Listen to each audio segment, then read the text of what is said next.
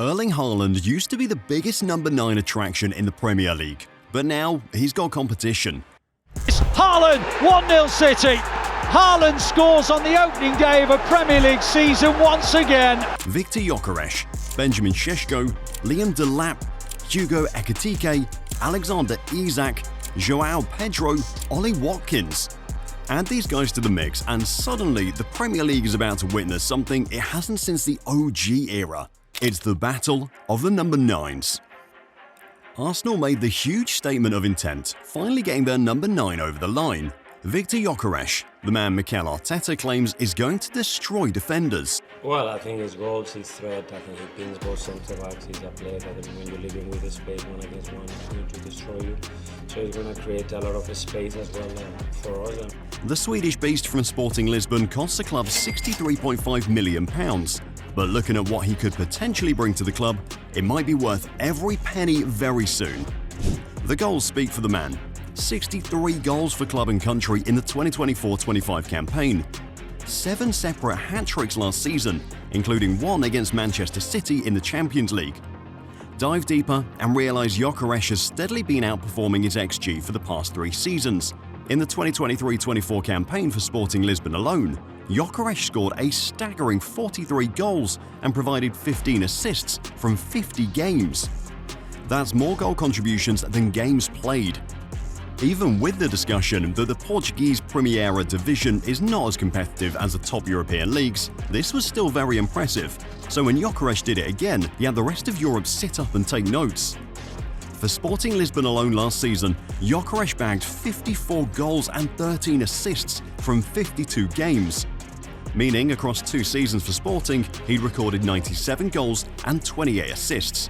I mean, the goal count is ridiculous, but 28 assists for a centre-forward? That's more than impressive, that's elite. Then you look at what Gyokeres brings to Arsenal, and even with the goal count, it's clear that it's more. Gyokeres is a threat from any angle. He's like a battering ram the way he plays with intensity. Physically, he's built like a tank, which makes it surprising that for a man his side, he's got nifty feet too, particularly when he makes trademark runs from left wing. He's the perfect fit for players like Saka and Arsenal's right-hand bias in attack. Saka's creativity over the years has continued to grow. The problem has always been the lack of an active goal threat to finish off chances. They've got that in attack now. At 27, Gyokeres could potentially become the stuff of nightmares for defenders in England. He's entering what could be his prime in terms of age. He had a disappointing stint with Brighton in the league. This is a man with a point to prove for a team that also has a point to prove, to show they can go one step further and win the Premier League. Add these two together and it could be chaos. Gyokeres in turn already got off the mark for Arsenal in pre-season. That game against Manchester United for Arsenal and Gyokeres on the opening day is a must-watch. But it's not just for Gyokeres. Flip the switch to Manchester United and they too have a new number 9. You'll find out who he is pretty soon, but first, hit that subscribe button to Football Historia for more content like this. United's number 9? Benjamin Šeško. If it all works out, this guy could become the next big thing in the Premier League. Anyone who's watched Šeško knows he's not normal. What immediately stands out is how he's somehow able to combine his physical attributes with his technical ability. It's like Robin van Persie, except he's 6'5" and can do things that normal strikers would get injured just attempting. His goal catalogue might seem modest when you consider that he bagged 13 league goals for RB Leipzig last season and 14 in the 2023-24 campaign, but these are just base stats. Manchester United are betting on his potential, and they've got every reason to. Šeško is only 22 and yet he's bagged double digits in league goals for RB Leipzig across the last 3 seasons. 39 goals in 87 games for an RB Leipzig side that's been very inconsistent in the last 2 seasons. I mean, they failed to qualify for European football, and yet Šeško still managed double digits in terms of goals. The goals are the main thing with Šeško and for Man United. The guys he's coming to compete with, Rasmus Højlund and Joshua Zirkzee, manage a combined total of 7 league goals last season. United's top scorer in the Premier League last season was Bruno Fernandes with 10. Already, Šeško adds a better goal threat to a team that managed just 44 league goals in the league in 2024-25. His time at RB Leipzig also showed that Šeško can be any type of goal scorer depending on what the team needs. In his first season at Leipzig, he was more of a poacher, playing off the back of defenders and looking to get in behind. Last season, however, Šeško showed another layer to his game. He showed deep to get involved in play and his ability to beat defenders in one-on-one situations. When Šeško decides to shoot from range, he can score bangers. Flew like a rocket as soon as it left his boot. What's insane about the guy is that he can shoot from anywhere and with different techniques. Scoring a trivela from almost 30 yards out. Lethal. Šeško's biggest threat, though, has to be his aerial ability. He's won more than 55% of his aerial duels in the last 2 seasons, which becomes useful to a Man United team that scored the lowest amount of aerial goals in the league last season. Look at the leap on the guy. Add him to what United have in their new attack now. Goal-scoring inside forwards in Matheus Cunha and Bryan Mbeumo. Šeško as the main man up top with players like Cunha, Mbeumo and Bruno Fernandes feeding him balls and crosses? Damn! It could potentially be scary stuff. It'll be interesting to see just how long it takes Šeško to get off the mark, but over at Liverpool, they didn't have to wait that long because their new central attacking option, it only took him 4 minutes to lift off in English football. Hugo Ekitike, £69 million from Eintracht Frankfurt this summer, and he's already on a mission to repay that transfer fee. In the Community Shield against Crystal Palace, Ekitike looked sharp. The touches were slick, his link-up play with Florian Wirtz and the front line looked good. In the 71 minutes he played, he took 3 shots, completed 14 out of 16 passes, and touched the ball 25 times. I watched him in pre-season and he looks solid too. He's already assisted Mohamed Salah even. It could be the start of something serious at Anfield. Ekitike is a selfless forward who loves playing for others. It shows with the runs he makes and how he loves to drop deep to link up play and vacate spaces for a teammate to get into. He bagged 8 assists in the Bundesliga last season, ranking 8th in the league for most assists. It might sound decent until you realise that of the 7 players above him, all were either midfielders or wingers. This further means that amongst out-and-out centre forwards in the Bundesliga last season, Ekitike ranked first for the most assists.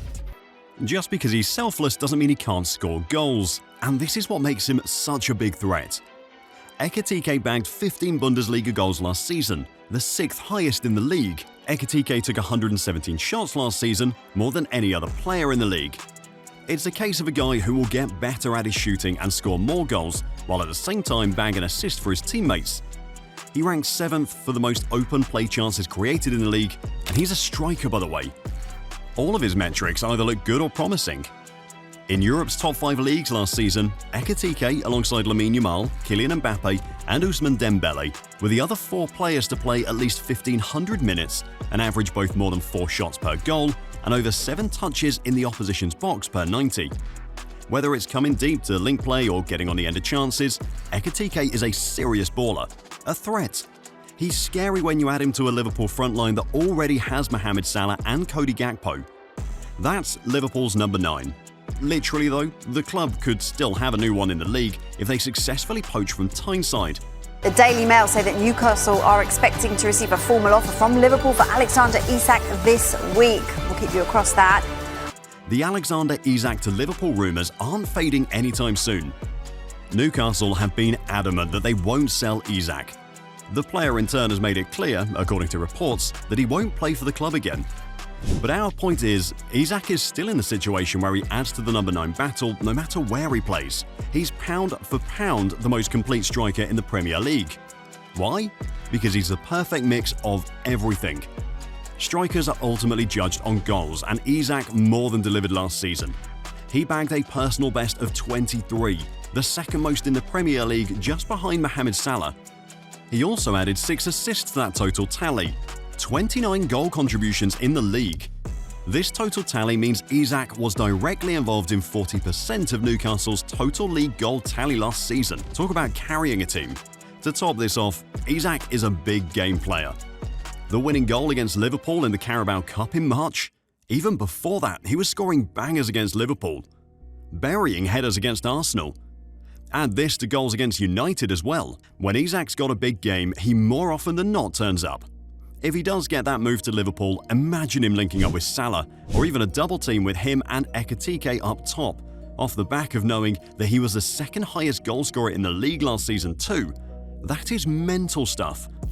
Liverpool having two number 9s battling for one spot in a new window might seem odd, but even if that does happen, they won't be the first, because at Chelsea, that's exactly what is going on.